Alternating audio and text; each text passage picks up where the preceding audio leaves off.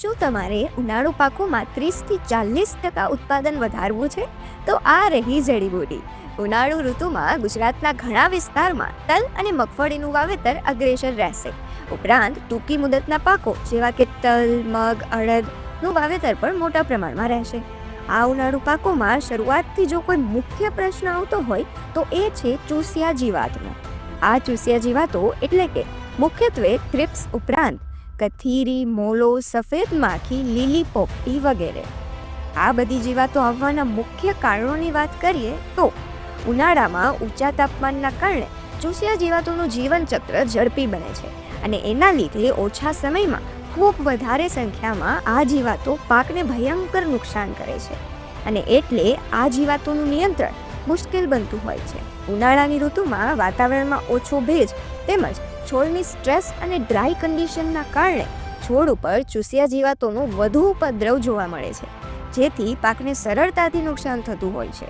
તેમજ ફાયદાકારક કીટકો કે જે આ ચૂસિયા પ્રકારની જીવાતોને ખાઈ જાય છે તેની ગેરહાજરીના કારણે પણ ઉપદ્રવ વધારે જોવા મળે છે. નાઇટ્રોજનયુક્ત ખાતરના વધારે પડતા ઉપયોગથી પણ ચૂસિયા પ્રકારની જીવાતો આકર્ષાતી હોય છે. આ સિવાય પિયતની ખેંચ અથવા બે પિયત વચ્ચે વધુ સમયગાળો અને વાદળછાયું વાતાવરણ પણ ચૂસિયા જીવાતોને આમંત્રણ આપે છે. આ પ્રકારની જીવાતોનું જો પાકની શરૂઆતની અવસ્થાએથી જ નિયંત્રણ કરવામાં ન આવે તો 30-40% જેટલું ઉત્પાદનમાં નુકસાન થાય છે. તો હવે સમજીએ આ જીવાતોનું શરૂઆતથી જ નિયંત્રણ કઈ રીતે કરી શકાય. જો ફક્ત થ્રિપ્સનો ઉપદ્રવ હોય તો તેના સચોટ નિયંત્રણ માટે બ્લૂબર્ડ એટલે કે એઝાડિરેક્ટિન 3000 ppm વાપરવું જોઈએ.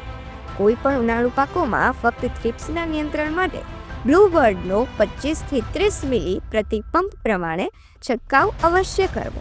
હવે જો થ્રિપ્સની સાથે સાથે અન્ય ચૂસિયા જીવાતો જેવી કે કથીરી, મોલો, સફેદ માખી, લીલી પોપટીમાંથી કોઈનો પણ ઉપદ્રવ હોય તો તેના સચોટ નિયંત્રણ માટે નિમાટીન પ્લસ વાપરવું જોઈએ. આ નિમાટીન પ્લસ અતિ આધુનિક બ્લેન્ડેડ ટેકનોલોજીથી બનાવેલું લીંબોળી આધારિત એઝાડિરેક્ટિન 10,000 ppm સંયોજન છે. આ એઝાડિરેક્ટિન તત્વ જમીન, પાક અને પર્યાવરણ માટે સુરક્ષિત છે. એનો મુખ્ય ફાયદો જીવાતોમાં દવા સામેની પ્રતિકારક શક્તિ ઉત્પન્ન થવા દેતું નથી, જેથી આગળ જીવાતને નિયંત્રણ કરવું સહેલું થાય છે.